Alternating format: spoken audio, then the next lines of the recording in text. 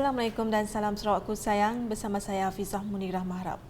Tumpuan berita, Yayasan Sarawak telah melaksanakan pelbagai program pendidikan sejak 1971 untuk memastikan setiap anak Sarawak, terutama dari keluarga yang kurang berkemampuan, berpeluang meneruskan pengajian hingga ke peringkat tertinggi. Menurut Duta Khas Perdana Menteri ke Republik Rakyat China bertaraf Menteri Datuk Seri Tiong King Sing, Yayasan Sarawak juga telah menyalurkan berbagai bantuan pendidikan yang menelan jutaan ringgit setiap tahun. Ini katanya termasuk penganjuran Expo Pendidikan Sarawak yang dianjurkan secara serentak di semua bahagian dan daerah di seluruh Sarawak pada 25 Julai lepas. Datuk Seri Tiong berkata demikian pada majlis penyampaian baucer bantuan pakaian seragam Yayasan Sarawak 2022 di SJKC Tai Kuang pada Isnin.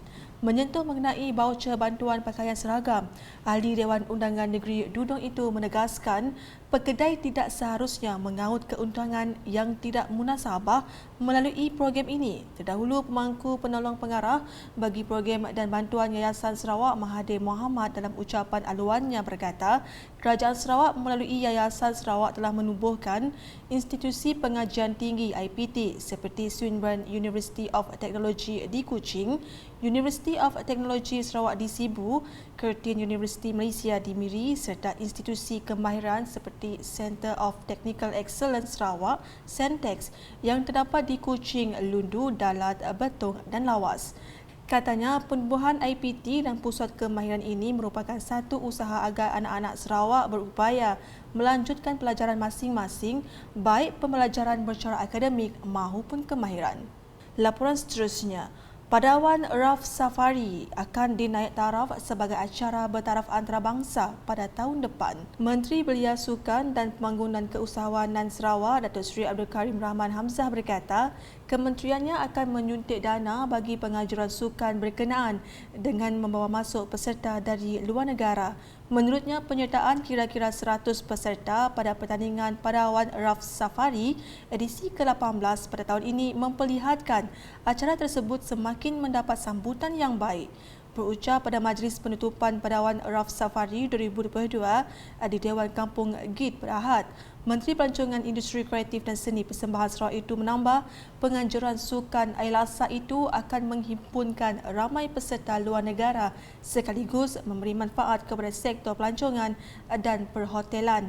Dalam majlis tersebut, Datuk Seri Abdul Karim telah menyampaikan hadiah kepada pemenang bagi beberapa kategori pertandingan iaitu kategori 40 km kayak, 22 km rakit wanita, 22 km rakit hotel dan agensi pelancongan, 22 km rakit agensi kerajaan dan 32 km kategori terbuka yang bermula dari Kampung Annah Rais, Kampung Timurang dan Kampung Danu. Ke perkembangan berikut. Kementerian Belia Sukan dan Pembangunan Usahawan Perbadanan Sukan Sarawak dan Majlis Sukan Negeri Sarawak akan terus menyokong sebarang usaha untuk menganjurkan kejohanan bertaraf kebangsaan maupun antarabangsa di Sarawak. Menurut Timbalan Menteri Belia Sukan dan Pembangunan Usahawan 1, Datuk Gerard Rentab Jabu, Kementerian gembira melihat penganjuran pelbagai kejohanan di Sarawak. Katanya penganjuran kejohanan tersebut menjadi platform persediaan untuk menghadapi Tamasya Sukma yang akan diadakan pada penghujung September ini. So we are happy from the Ministry, from Sarawak Sports Corporation and also from Majlis Sukan Negeri Sarawak. We're here to support any tournament. We are also having because as prelude to Sukma, next week we'll be having our national circuit for weightlifting, which will be starting on Tuesday, and we have a big contingent also from Pahang and also from Wilayah and Selangor to come and join us. So which means that we are open in the new norm, practice what we learned from the pandemic, stay healthy, stay safe, and most of all, enjoy yourself and do your best. Beliau berucap demikian semasa menangguhkan kejohanan bowling Sarawak Hornbill Invitational Challenge 2022 bertempat di Megaland Sarawak, Imat Batu Kawah pada Ahad. Sementara itu, bekas atlet Sukma Sarawak dan kebangsaan Chong Zun Fu yang mewakili Abas Sarawak dinobatkan johan kategori terbuka selepas melakukan 2,428 jatuhan pin. Tempat kedua dirangkul Abang Afiq Yazid, Abang Azman juga dari Abah Sarawak dengan mengumpul 2,350 pin, manakala peserta termuda berusia 12 tahun mewakili Sunway Megalens, Ethan Damien Goh di tempat ketiga dengan meraih 2,332 pin. Kira-kira 160 peserta dari Sarawak, Sabah, wilayah Persekutuan, Pahang dan Melaka mengambil bahagian dalam cabaran diadakan dari 24 hingga 26 Jun itu. Selain kategori utama, cabaran selama 3 hari itu turut dipertandingkan kategori bawah 12, 15, 18, 21 tahun serta terbuka lelaki dan wanita.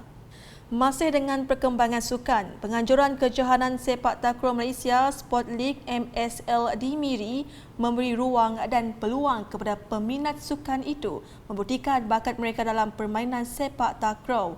Menurut Timbalan Menteri Belia Sukan dan Pembangunan Usahawan II, Dr. Ripin Lamat, sukan sepak takraw mempunyai peminatnya di seluruh Sarawak termasuk di Miri. Katanya penganjuran kejohanan sepak takraw MSL ini dapat memberi peluang kepada pemain berbakat menonjolkan bakat mereka serta pemain dari bahagian lain untuk datang ke Miri sambil melihat sendiri pembangunan dan budaya masyarakat di bandar itu. Jadi ini sebenarnya bagus sekali ya dianjurkan di bahagian yang lain sepanjang program Malaysia Sport League tu, supaya memberi peluang ya, kepada atlet-atlet sukan setempat yang lain. Contohnya kita di Miri pagi itu ada pertandingan sepak takraw peringkat negeri. Jadi ia memberi peluang kepada peminat-peminat sukan sepak takraw di Miri untuk melihat dan menonton pertandingan itu, dan juga memberi peluang kepada pemain-pemain dari bahagian lain untuk pergi ke kawasan lainlah, ke bahagian lain. Beliau berkata demikian semasa berucap merasmikan kejohanan sepak takraw Malaysia Sport League MSL peringkat negeri Sarawak 2022 di Stadium Tertutup Miri pada Sabtu. Dalam hal itu, beliau yang juga ahli Dewan Undangan Negeri Lambeh berharap sukan-sukan lain seperti badminton, bola jaring dan pelbagai lagi dapat dianjurkan di bahagian-bahagian lain selain di Kuching pada masa akan datang. Ini memberi peluang ya, kepada peminat-peminat sukan untuk menyaksikan pertandingan di yang satu peringkat yang tinggi ya, di peringkat negeri. Jadi ini yang masa yang sama akan menggalakkan belia-belia dan juga peminat sukan setempat untuk menonton dan menyertai pertandingan. Parti Pesaka Bumi Putra Bersatu PBB kini menunggu kelulusan Jabatan Pendaftaran Pertubuhan Malaysia ROS untuk menubuhkan sayap pergerakan belia baharu mereka. Ketua Setiausaha Politik kepada Premier Sarawak Fazruddin Abdul Rahman menyatakan bahawa parti itu telah mengemukakan permohonan mereka kepada ROS untuk diproses. Pergerakan belia PBB Sarawak itu merangkumi 1828. Jadi apabila ianya telah diluluskan, maka proses yang seterusnya adalah untuk kita mendapat kelulusan daripada ROS. Tapi dalam masa yang sama, sejak diumumkan hasrat PBB menubuhkan 1828, kita sudah mengumpul 1828 seluruh Sarawak. Jadi mereka telah mendaftar secara online hasrat ataupun dia interest to join gerakan belia PBB ini. Jadi we have a pool of names di mana kita akan susun atur proses yang seterusnya selepas mendapat kelulusan daripada ROS. So maksudnya bila telah diluluskan di peringkat ROS, maka kita akan menjangkakan setiap cawangan PBB di Sarawak akan membentuk. Beliau berkata demikian ketika ditemui media selepas merasmikan Majlis Penutupan Skuter Show of 2022 sepenuh hari terbuka belia Taman Matang Jaya di Bike Empire Matang Jaya pada Ahad. Ahli Dewan Undangan Negeri Tupung itu menjangkakan dengan penubuhan sayap itu, semua cawangan PBB di seluruh negeri akan membentuk sayap berkenaan di peringkat cawangan selepas mendapat kelulusan ROS. Fazruddin juga menaruh harapan agar sayap tersebut dapat menerapkan pengetahuan politik yang diperlukan dalam kalangan golongan muda sekaligus memberi manfaat kepada pembangunan masyarakat pada masa depan.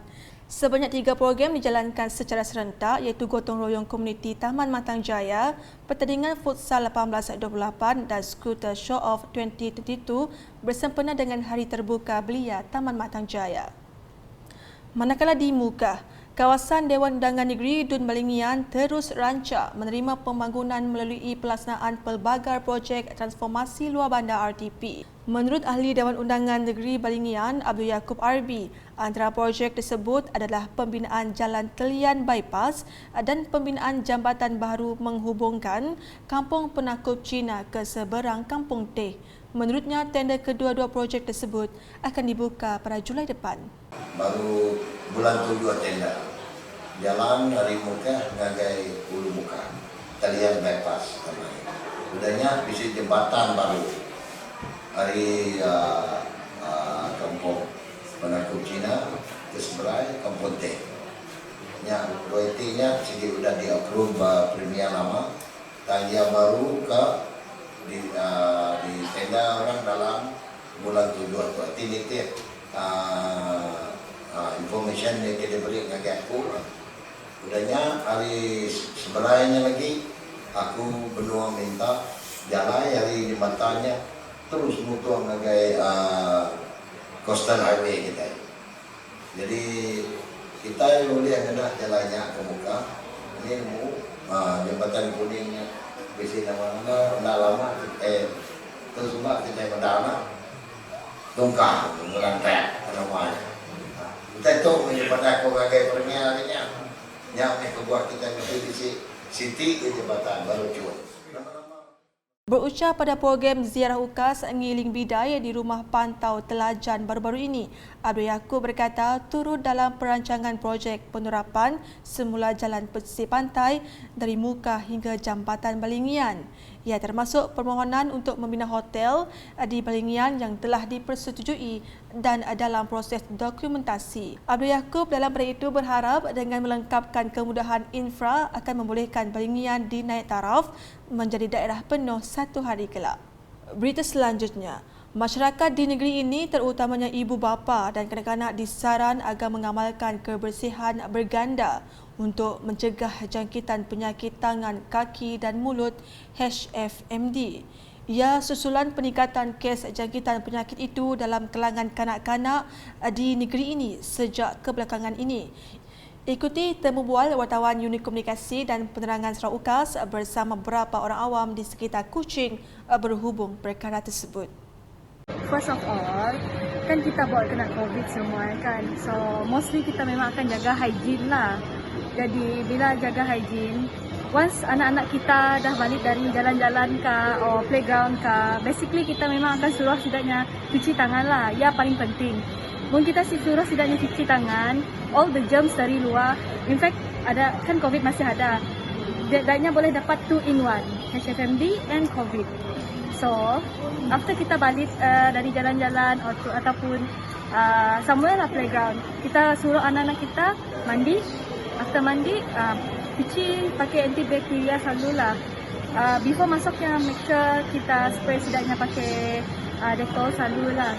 So, mostly membiak memang akan kena jangkit lah. Ya, terpulang kepada parentsnya, mau doublekan lagi setidaknya pun hygiene.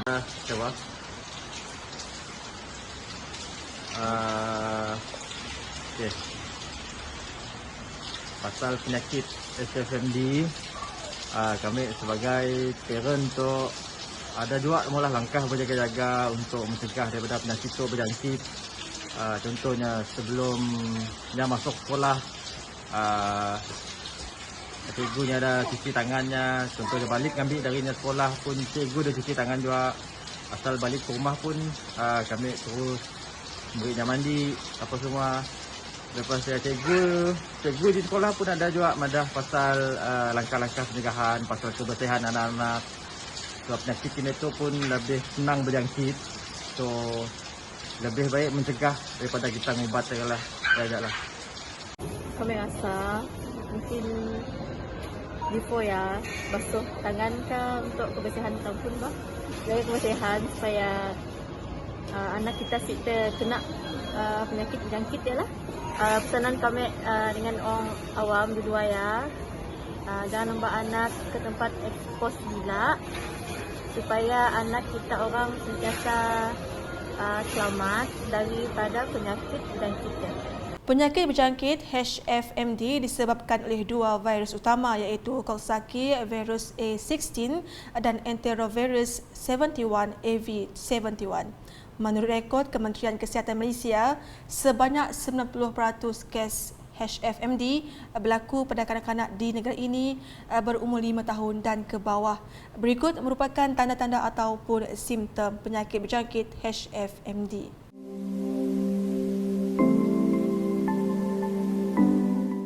Sekian edisi Tengah Hari bersama saya Fizah Munirah.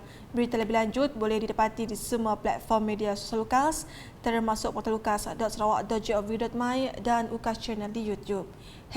#menyebar fakta. Salam UKAS.